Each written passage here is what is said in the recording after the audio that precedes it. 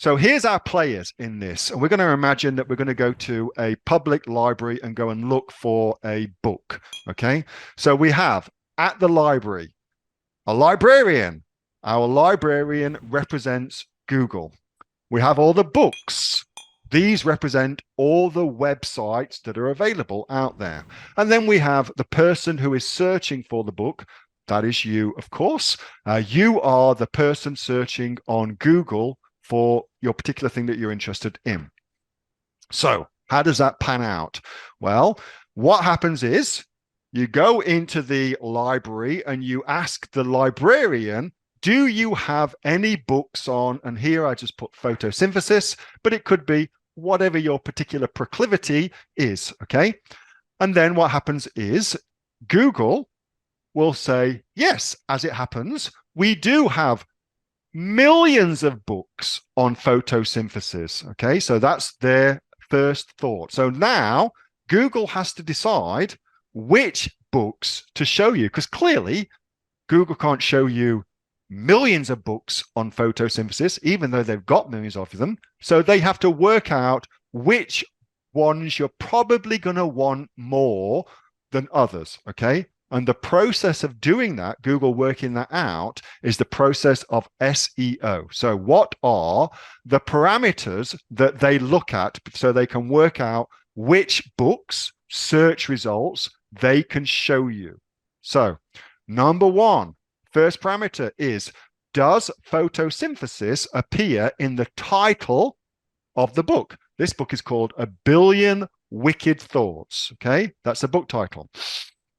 Does it appear in the chapter titles? Does it appear in all the chapter titles of the book? Different chapters of the book. Does it appear in all of them? That's the second thing they look at. How many times is it mentioned actually in the content of the book? Okay, that's all makes sense, doesn't it? That's would be like, yeah, okay, that makes sense. I'm looking for that. So that's the first stage of evaluation that Google does. Next, it looks at the second set of parameters. Well, those parameters are things like how many other books cited this book as a reference. So it looks out and looks around everywhere. Which books say they got their ideas from this book?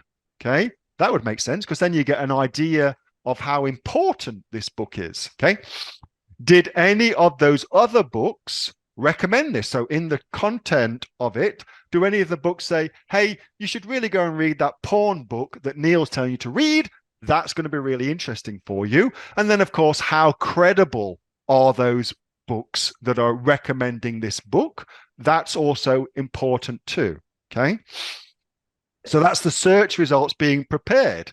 Once it's done all that, well, of course, Google then shows you the search results. And actually, what Google does, it shows you all the results. Every single one it's found, it shows you all of them. Okay, but turns out you don't give a shit about the vast majority of them. You only care about the first 10, which is page 1 of Google. That's all you give a shit about. Okay, turns out most people only give a shit about that. So all those other billions of results that it's got for you, you never even see. You never even see them. So Google shows you those things. By the way, this is exactly what Amazon does too. Anyway, so let's put all that together. That is the process of how this shit works. So let's put it all together. So photosynthesis, I'm asking the librarian, do you have any books on photosynthesis? That is our search phrase or keyword. That's our search phrase or keyword, okay? So first parameter set, the book title. Well, that is the page title of your website. The chapter titles are what's called the H1 and H2 tags. And the mentions in the book are mentions in the body copy content of what's on the actual web page, okay? They're called on-page factors. There are others, but they are by far the most important. They are by far the most important. Next, we've got the second set of parameters that Google looks at. So citations by other books, they're backlinks, which we can easily manipulate. We've got their recommendations where they do follow back links. So if another website links back to ours and says, you should go to this website, they tell you everything you need to know about photosynthesis. That is called a do follow backlink. And then we've got credibility, which is these referring domains. How important are they? Like if they are just some bullshit made up, only been there a couple of days website, they've got zero credibility, versus if they've been there for ages, heaps of people go to the website and use it as a reliable source of information and they refer back to you. Clearly that is different. Clearly that is different. And again, you can buy that shit, you can manipulate that stuff. They're called off-page factors, okay?